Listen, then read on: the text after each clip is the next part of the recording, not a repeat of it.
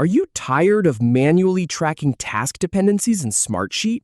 Learn how to enable dependencies in under 2 minutes. In this tutorial, I'll walk you through the exact steps to turn on dependencies. We'll start from your Smartsheet homepage and finish with a single checkbox.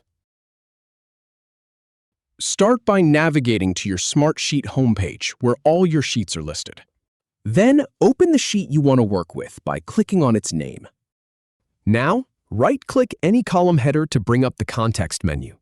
From that menu, click on Edit Project Settings to open the Project Settings dialog. In the dialog, check the box labeled Dependencies Enabled to turn on dependencies. A confirmation prompt will appear. Click Yes to confirm. Finally, click OK to save your changes and close the dialog. If you have any feedback or if any info is inaccurate, please leave a comment below.